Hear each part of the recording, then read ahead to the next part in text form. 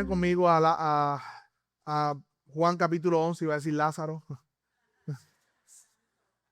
La predicación se titula Lázaro sal fuera y por eso iba a decir eso. Así que Juan capítulo 11, versículos 25 al 45, si lo tiene conmigo.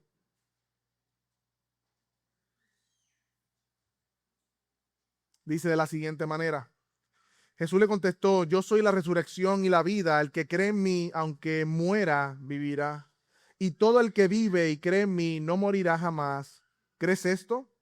Ella le dijo: Señor, sí, Señor, yo he creído que tú eres el Cristo, el Hijo de Dios, o sea, el que viene al mundo.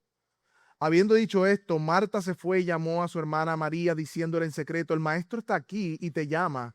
Y tan pronto como ella oyó, se levantó rápidamente y fue hacia él, porque Jesús aún no había entrado en la aldea, sino que todavía estaba en el lugar donde Marta lo había encontrado. Entonces los judíos que estaban con ella en la casa consolándola, cuando vieron que María se levantó de prisa y salió, la siguieron, suponiendo que iba al sepulcro a llorar allí. Al llegar María donde estaba Jesús, cuando lo vio, se arrojó a sus pies diciendo: Señor, si hubieras estado aquí, mi hermano no hubiera muerto, no habría muerto. Y cuando Jesús la vio llorando, y a los judíos que vinieron con ella llorando también, se conmovió profundamente en el espíritu y se entristeció. ¿Dónde lo pusieron?, preguntó Jesús. Señor, ven y ve, le dijeron. Jesús lloró. Por eso los judíos decían: miren cómo la amaba. Pero algunos de ellos dijeron: ¿no podría este que abrió los ojos del ciego haber evitado también la muerte, también que Lázaro muriera? Entonces Jesús, de nuevo profundamente conmovido, fue al sepulcro. Era una cueva y tenía una piedra puesta sobre ella. Quiten la piedra, dijo Jesús. Marta, hermana del que había muerto, le dijo: Señor, ya huele mal, porque hace 4 días que murió. Jesús le dijo: ¿no te dije que si crees verás la gloria de Dios? Entonces quitaron la piedra. Jesús alzó los ojos y le dijo: Padre, te doy gracias porque me has oído. Yo sabía que siempre me oyes, pero lo dije por causa de la multitud que me rodea, para que crean que tú me has enviado. Habiendo dicho esto, gritó con fuerte voz: Lázaro, sal fuera. Y el que había muerto salió, los pies y las manos atados, con vendas, y el rostro envuelto en un sudario. Jesús les dijo: desátenlo y déjenlo ir. El domingo pasado, mis hermanos, comenzamos a exponer este pasaje, capítulo 11. No pudimos terminarlo definitivamente porque hay mucho que decir acerca de lo que está ahí. Y yo sé que este es conocido, ¿verdad? Este pasaje de Lázaro, porque es uno de los milagros que más sobresale del Evangelio de Juan.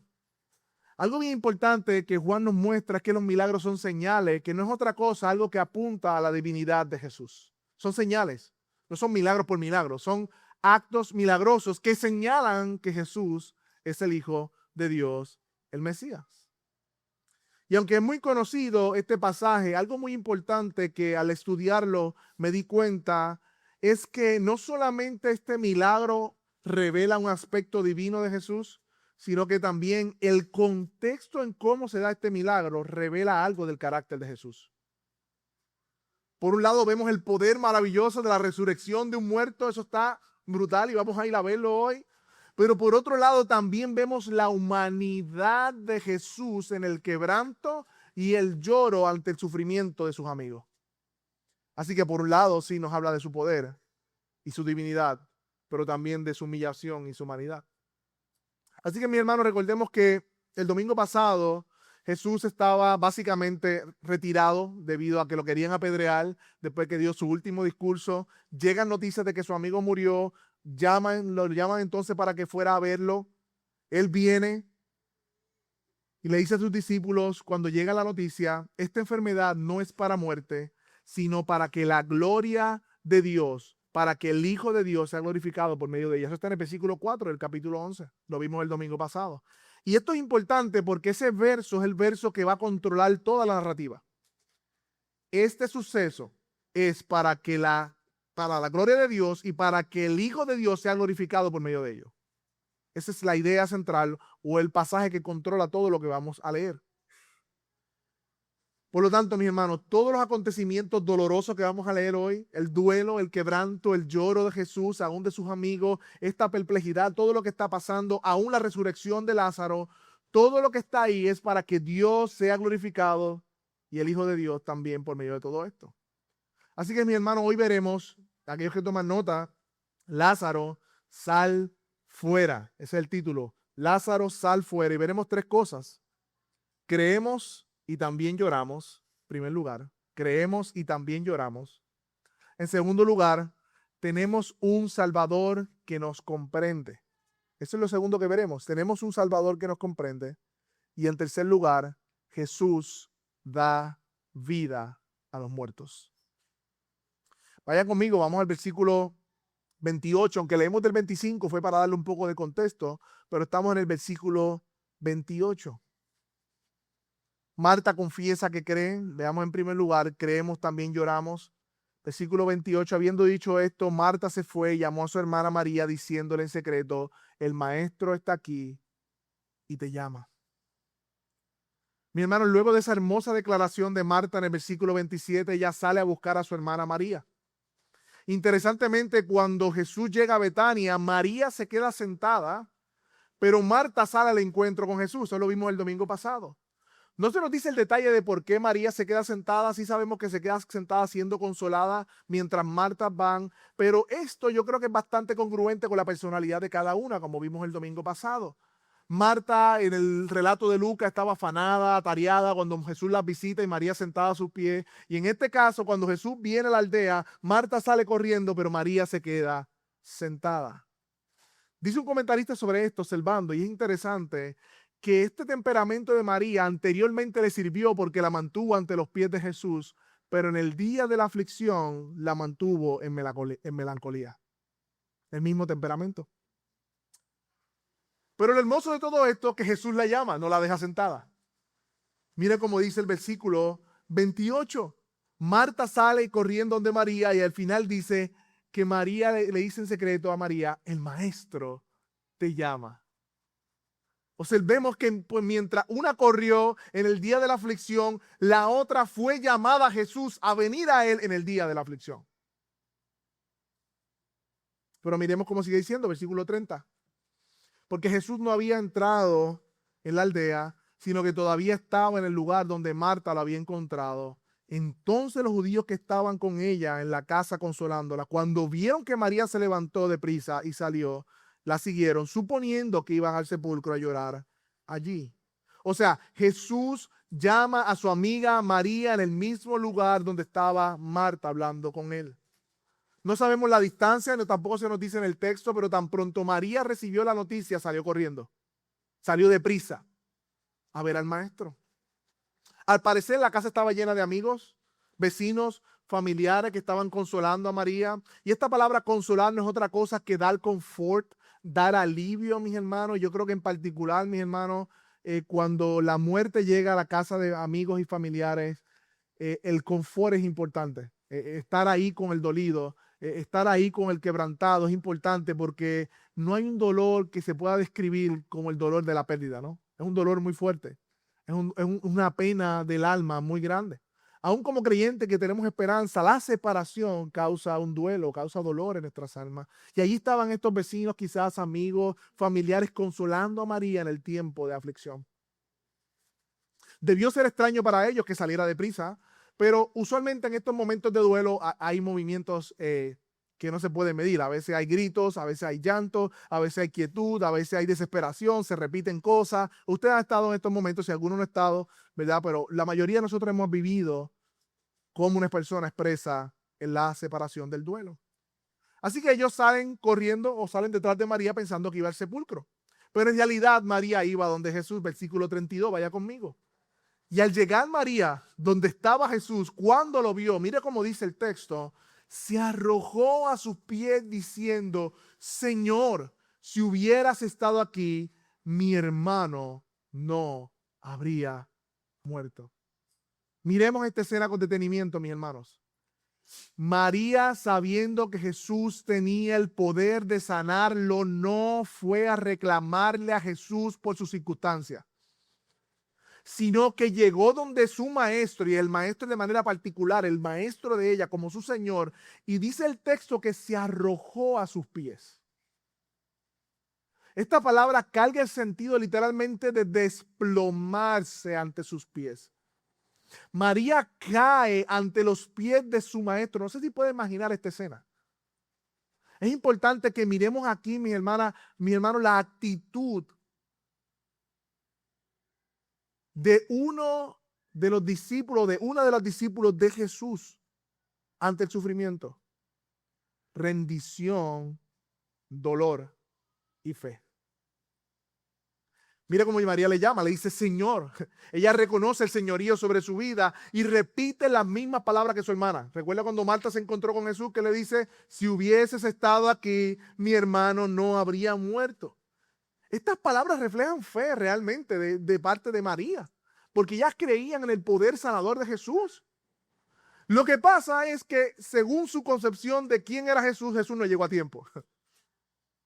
Tú tienes el poder para sanarla. Si hubieses estado, no hubiese pasado, pero no llegaste a tiempo. Es decir, María tenía fe como aquel que es poderoso para sanar, pero a la vez María, al igual que Marta, tenía la necesidad de crecer en su entendimiento de quién era Jesús. Para María, a Jesús en un sentido se le fue la guagua. Se le pasó el tiempo. No llegó a tiempo. Y a pesar de que se humilla delante de él, a pesar de que reconoce con reverencia que es su Señor, le dice, si hubiese llegado a tiempo, esto no habría ocurrido. María necesitaba entender que donde no hay esperanza, mis hermanos, Él es poderoso y capaz para traer vida aún en medio de la muerte. Algunas aplicaciones breves, mis hermanos, de este pasaje, de esta primera porción. Mis hermanos, y debemos preguntarnos cómo tú y yo reaccionamos cuando el sufrimiento y la aflicción nos sorprende. ¿Cómo tú y yo reaccionamos cuando nos sorprende la aflicción? La realidad es que algunos como Marta corren a Jesús, pero quizás otros como María se rinden ante la melancolía del dolor y la prueba. Lo hermoso de todo esto, mi hermano, es que sea el uno o el otro. Vemos que Jesús no dejó de hacerse presente en la vida de sus amigas, María y Marta. Una fue, pero la otra fue llamada. Es decir, mis hermanos, la prueba para los impíos produce endurecimiento, rebelión y alejamiento de Dios y cuestionamiento, pero la prueba para los creyentes produce cercanía y confianza en Jesús. Hay una gran diferencia. Hay una gran diferencia. Ambas mujeres sabían que Jesús era capaz de sanar a su hermano, pero lloraban ante la muerte de su hermano. Ellas creían, pero necesitaban creer. Por otro lado, mis hermanos, este pasaje nos muestra la realidad de que el sufrimiento y particularmente el duelo, mis hermanos, sufrimiento, particularmente el duelo, es una ocasión que estamos siendo llamados a llorar y a sufrir. En ninguna parte de la Biblia se nos llama a no llorar o que sea pecado llorar. En ninguna parte de la Biblia está mal el luto, sino que claramente la Escritura nos muestra que el lamento es inherente a la vida cristiana. Desde Génesis 3, el lamento es inherente a la vida debido al pecado. Hay salmos de lamento. De hecho, hay un libro que se llama Lamentaciones. Y dice Eclesiastés que hay tiempo para reír, pero también para llorar. Está bien llorar en ocasiones. Está bien estar triste, mis hermanos. Cuidado con esta falsa noción de la prosperidad, que siempre estamos en victoria. No necesariamente.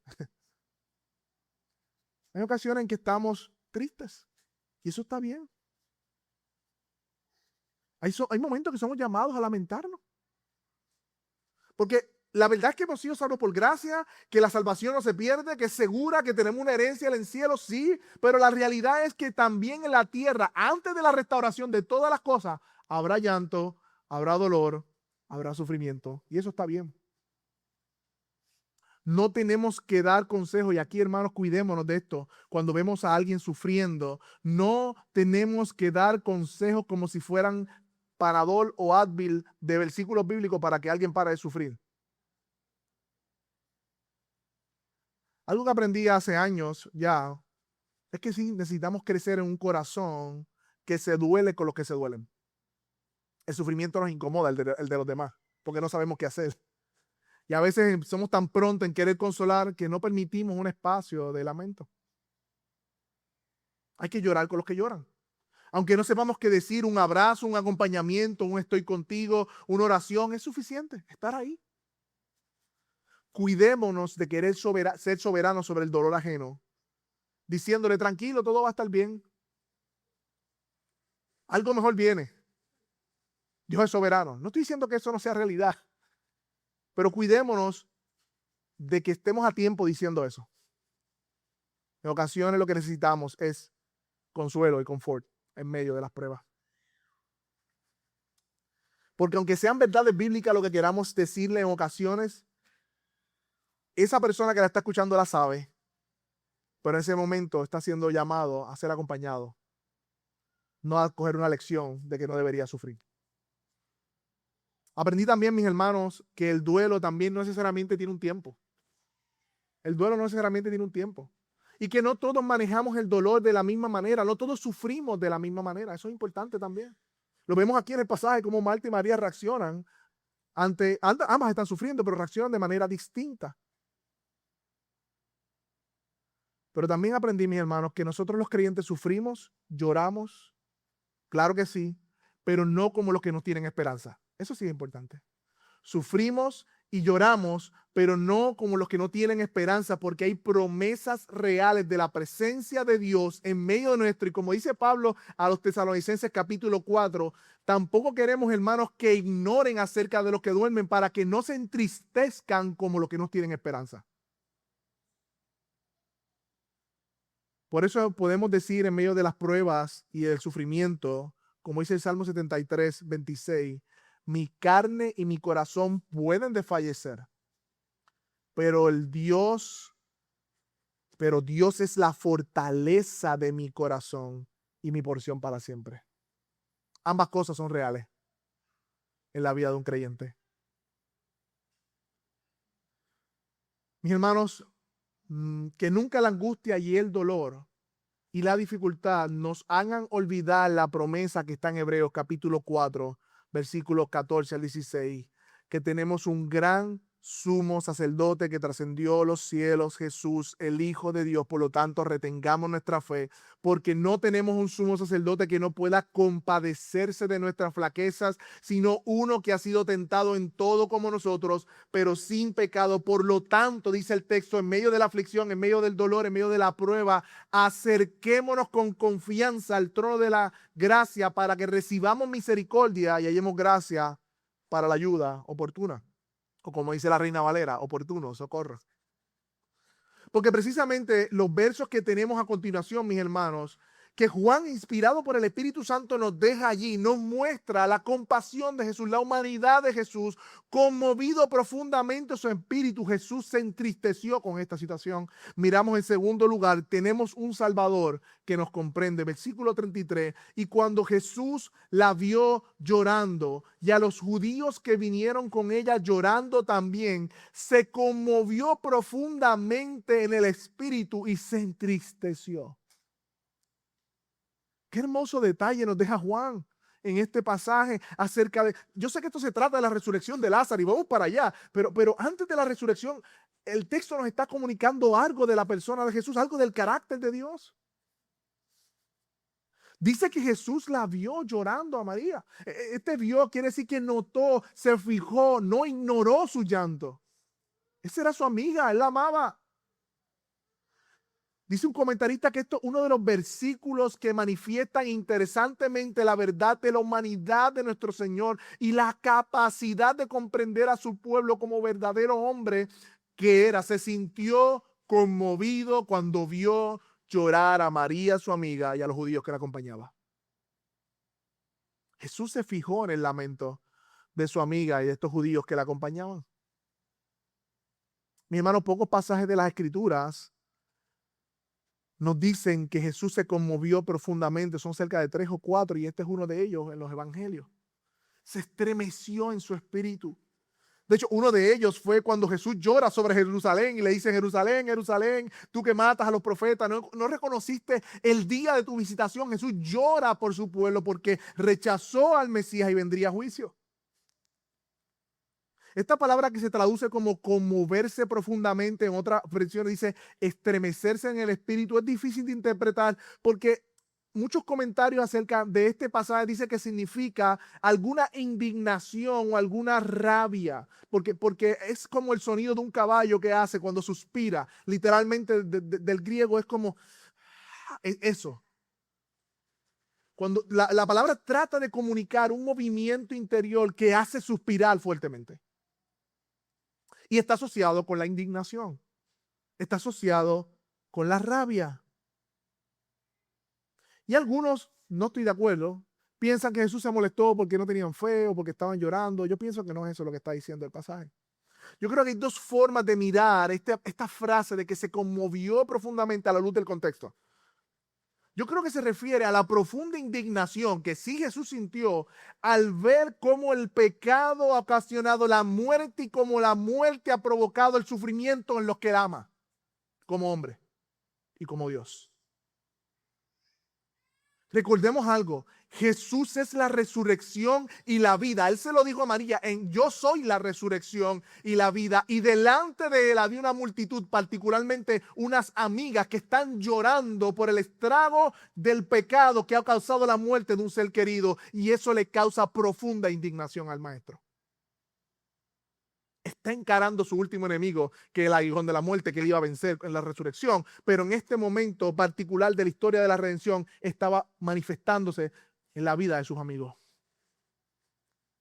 Pero también yo creo que este pasaje nos habla de la real humanidad de Jesús. Es decir, como hombre Jesús ve el dolor y la aflicción y fue conmovido sinceramente hasta entristecerse por ver el sufrimiento de sus amigos.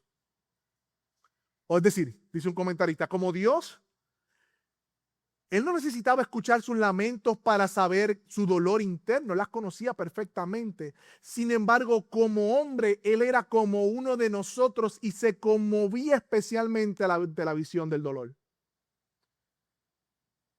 En este pasaje, mis hermanos, de Juan capítulo 11, vemos la humanidad de Jesús y vemos la divinidad de Jesús. Qué hermoso. El Dios que se hizo hombre. De hecho, cuando dice que ellos estaban llorando y que vio que estaban llorando, esta palabra llorando se traduce como un gemir escandaloso.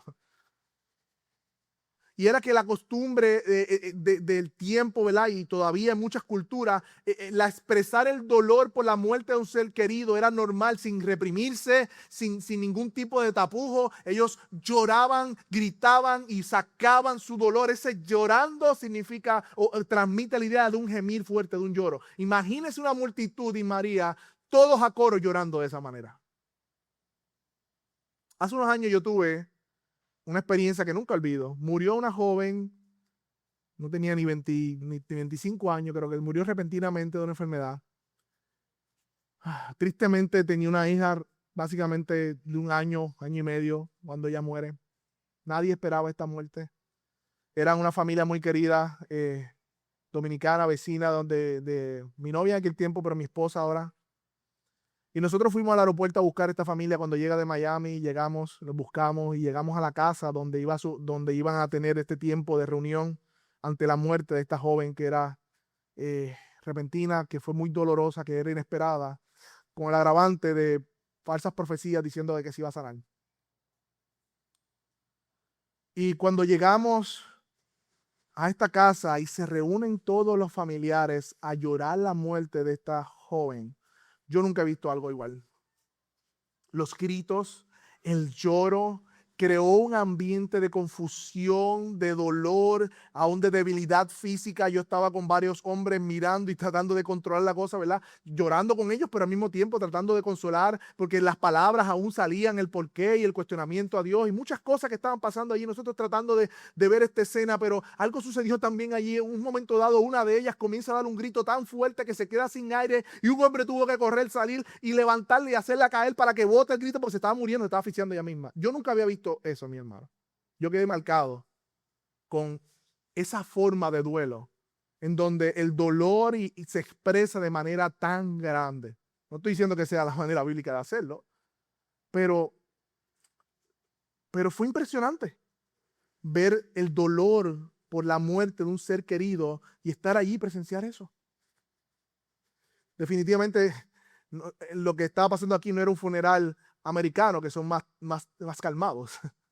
Eran como nosotros los latinos, que sabemos expresar nuestras emociones, ¿verdad? Y somos un poquito a veces desmedidos en ellas. Pero el punto es, mi hermano, que esto es lo que estaba pasando allí. Jesús estaba allí y había un gemir, un lamento, un grito, un lloro por la muerte de su hermano. Y Jesús se entristeció y se conmovió en su espíritu por cómo esta multitud y sus amigas estaban sufriendo ante el dolor.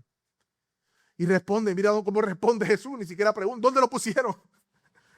Jesús preguntó dónde lo pusieron, versículo 34, y le dijeron, Señor, ven y ve, le dijeron. Su reacción fue inmediata, fue repentina, para hacer lo que vino a hacer, para glorificarse por medio de esto y traer alivio. Y en este contexto tenemos, mis hermanos, el verso más corto de toda la Biblia, pero a la vez uno de los versos más profundos de toda la Biblia, versículo 35, Jesús lloró. El Dios encarnado, el eterno Hijo de Dios, encarnado en la persona de Jesús, lloró, mis hermanos. Si esto no te vuela la cabeza y tú conoces al Señor Jesucristo, yo no sé qué te hará volar la cabeza. Estas lágrimas, mis hermanos, eran la expresión de amor. Amor no solamente por Lázaro, como pensaron los judíos, sino por María, Marta y los demás. Estas lágrimas de Jesús eran una genuina simpatía que el Hijo eterno de Dios estaba expresando por el dolor de sus amigos.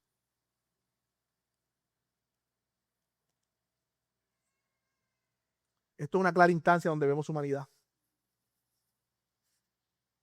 Estas lágrimas no eran cargadas de pecado como las nuestras.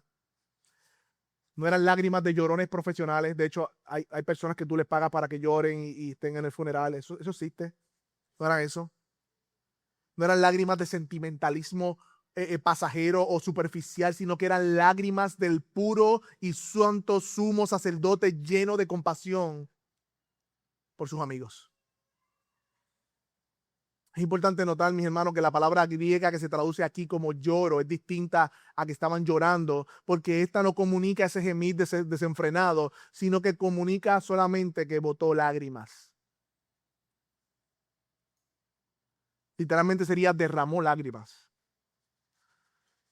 Y los judíos que lo vieron no supieron quizás interpretar realmente esto y dijeron, mira cómo lo amaba. Versículo 36. Por eso algunos judíos dijeron, mira cómo lo amaba. Trataron de explicar cómo Jesús, la reacción de Jesús al llorar.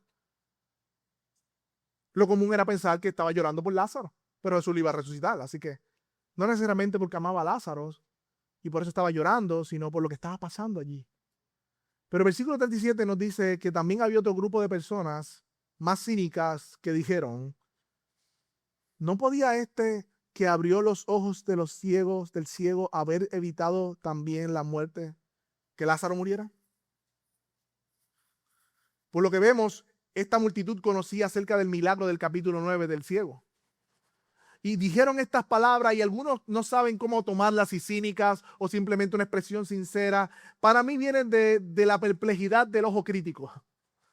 Yo creo que vienen en un contexto donde Juan nos presenta los contrastes de cómo reaccionan las personas. Este es el lado negativo de la reacción de las personas ante lo que Jesús hace. Yo creo que no son comentarios que vienen de la fe y la confianza en Jesús, sino del cinismo y la desconfianza en Jesús. Viene de la incredulidad. ¿Por qué? ¿Por qué no hizo esto? ¿Por qué Jesús? ¿Por qué Jesús? ¿Por qué? ¿Por qué? Si este hombre era amigo de Lázaro y lo amaba tanto, ¿por qué permitió que se muriera? ¿Por qué? ¿Por qué? Por ahí viene ese comentario. Y siempre delante de la prueba atendemos el contexto para dos cosas: responder en confianza y fe, o falta de fe y escepticismo delante del Señor. Mi hermano, algunas aplicaciones de este pasaje que vemos, que acabamos de explicar, mi hermano. En este pasaje vemos al eterno Hijo de Dios en su humanidad compadeciéndose de sus amigos por el dolor. Podemos decir con toda certeza, mis hermanos, que servimos a un Salvador que puede sentir, que puede comprendernos y que puede compadecerse de nosotros, porque en su encarnación, además de salvar, de venir a salvarnos, también vivió y padeció lo que tú y yo padecimos.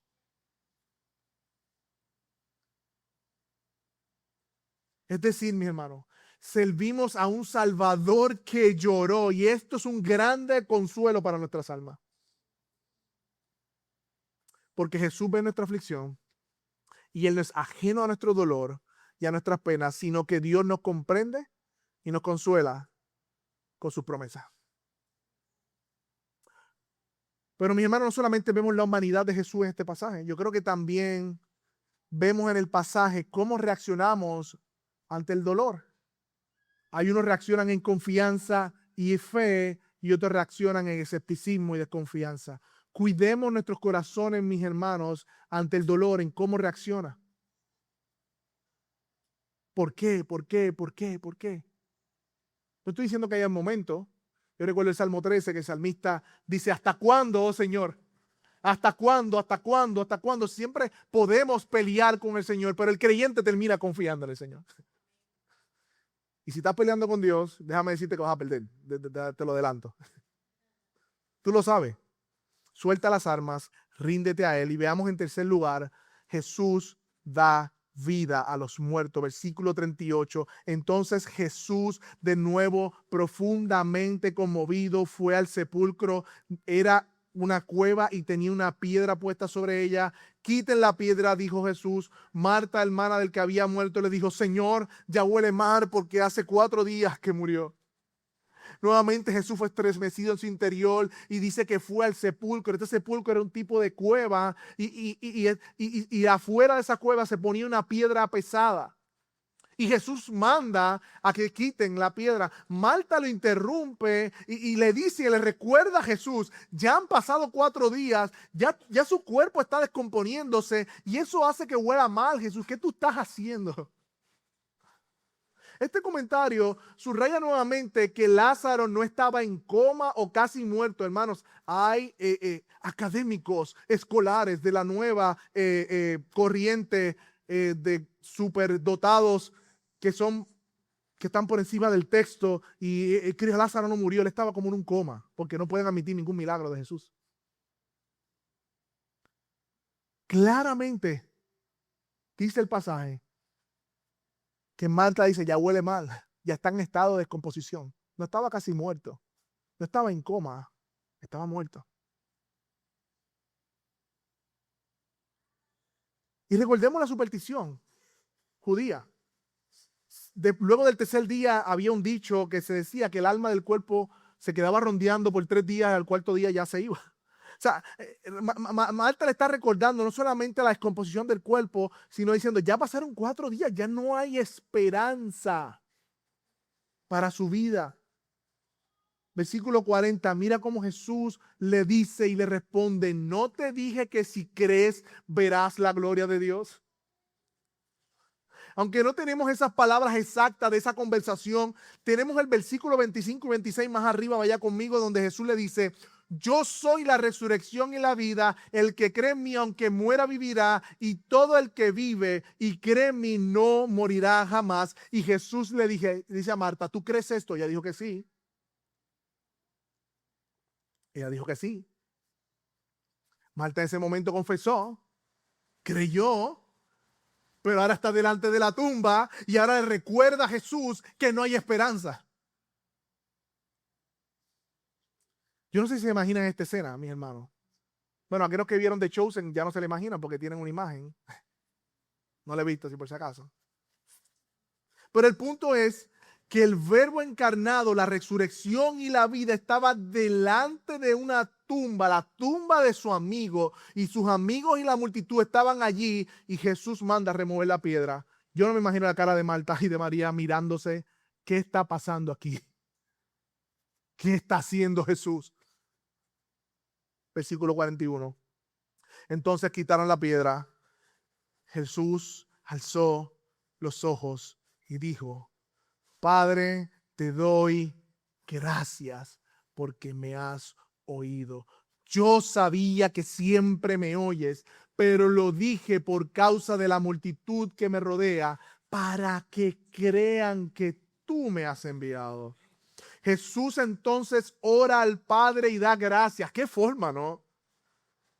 Jesús está frente a una tumba y antes de hacer el milagro, él podía decir, sal fuera y se acabó. Él se detiene, ora y da gracias a Dios. Y la razón por la cual Jesús da gracias a Dios es porque siempre el Padre lo ha oído y tenía la certeza y la convicción de esa realidad. Pero afirma, y esto es bien importante, que dice esto por la multitud que está allí. Y esto me recuerda, mis hermanos, no solo a la unidad del Hijo y el Padre en la obra redentora, sino como el Hijo vino a glorificar al Padre y como el Padre glorifica al Hijo. Y en esa gloria mutua del Padre y del Hijo se hace realidad los propósitos redentores, mis hermanos. Jesús ora de esta manera para que los hombres puedan creer que Él es el Hijo de Dios. Recuerden el pasaje del versículo 4, que es la que gobierna todo este texto, que esta enfermedad, la de Lázaro, no es para muerte, sino para la gloria de Dios, para que el Hijo de Dios sea glorificado por medio de ella. Es decir, este milagro de la resurrección de Lázaro, además de ser un consuelo para las hermanas por devolverle a su hermano vivo, además de ser un consuelo para sus amigos, además de traer una señal, el propósito final era que las personas reconocieran que Jesús es el enviado, el Hijo de Dios, punto.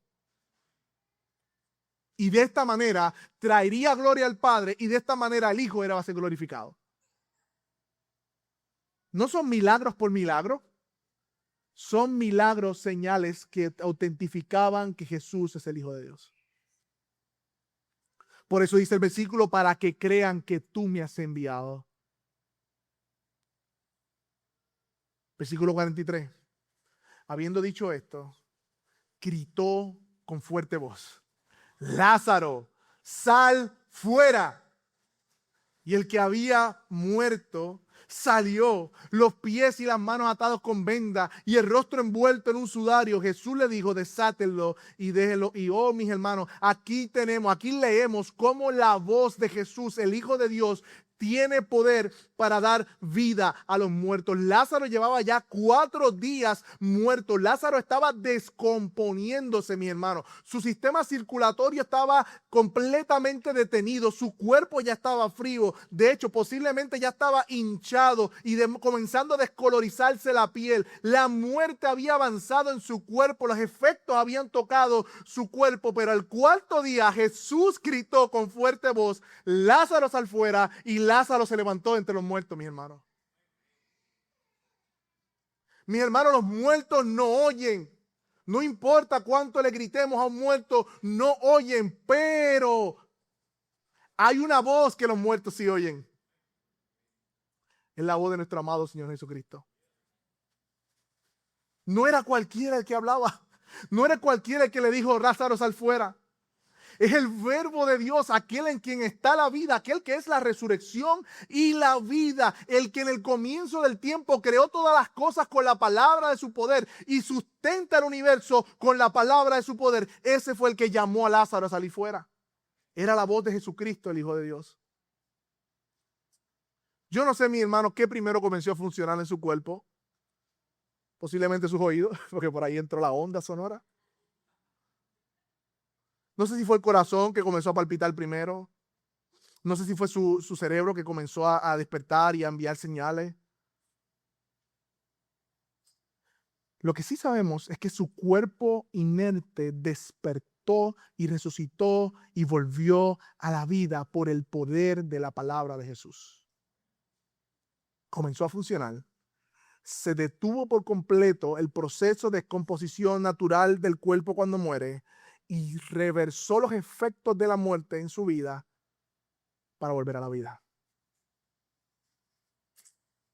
Mis hermanos, este Jesús que es poderoso para dar vida a los muertos. No sé si notaron que esta señal milagrosa tiene el propósito de que Jesús fuese reconocido como Hijo de Dios, el Mesías, delante de la multitud que estaba allí.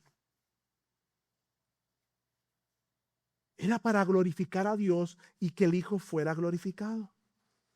Y yo creo, mis hermanos, que este milagro de Lázaro es una imagen clara, es una imagen bastante gráfica de lo que sucede cuando una persona es llamada con la voz poderosa de Jesús para que salga de la muerte espiritual y venga a la vida espiritual. Así como Lázaro tenía más de 4 días de muerto sin esperanza, así el hombre sin Cristo está sin esperanza. Así como Lázaro y sus amigos no podían hacer algo por él, sus amigos no podían hacer nada para darle vida, así el que está sin Cristo, nadie puede hacer nada por él para darle vida. Así como Lázaro a sí mismo no podía levantarse él mismo de la tumba, así un muerto sin Cristo no puede darse vida a sí mismo. Necesita escuchar la voz de Jesús que le diga, ven fuera. ¿Y cómo ocurre ese milagro poderoso en la vida de nosotros? ¿Cómo ocurre en la vida de alguien que no ha venido a Cristo, mi hermano? De la misma manera, por medio de la predicación del Evangelio, porque el Evangelio es el poder de Dios para salvación. Dios viene, dice la palabra, que ruega por medio de nosotros, reconcíliense con Dios. Y es la poderosa voz de Dios que da vida a los muertos. Amigo que tú estás aquí y que nos visitas, así como Lázaro, espiritualmente tú estás igual de muerto. Tus obras no te van a salvar. No pueden darte vida espiritual. Pero hay uno que sí puede hacerlo. Y es Cristo que te llama por medio de la predicación del Evangelio y te dice, ven fuera, sal fuera. Cristo murió en la cruz para que tú no tuvieses que morir. Él vino a dar vida y vida en abundancia para todo aquel que cree. Como dijo, todo el que cree en mí vivirá y aunque esté muerto, vivirá. Miremos el versículo 45 y esta era la forma en que Cristo iba a ser glorificado. Pero muchos de los judíos que habían venido a ver a María para consolarla y para estar con ella, vieron que lo que Jesús habían hecho y creyeron en él. Ahí está, Dios glorificado, el Hijo glorificado. Los que fueron a dar el pésame terminaron siendo resucitados por Jesús espiritualmente también. Quiera Dios, mis hermanos, que por medio de su palabra, tú también, amigo que está aquí, vengas a vida espiritual por medio del poder de su resurrección. Iglesia, recordemos que Lázaro resucitó, pero volvió a morir. No se quedó resucitado. Él está esperando, al igual que nosotros, la resurrección del cuerpo. Por lo tanto, mis hermanos, al fin de cuentas, no es el milagro en sí lo que buscamos, es la vida eterna que da Cristo.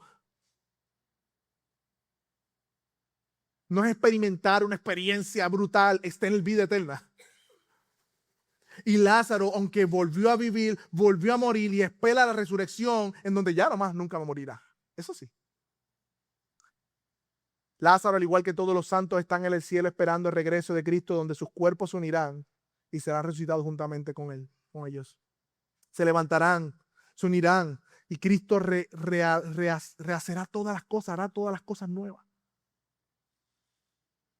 Yo creo que esta escena nos recuerda entonces algo más, iglesia.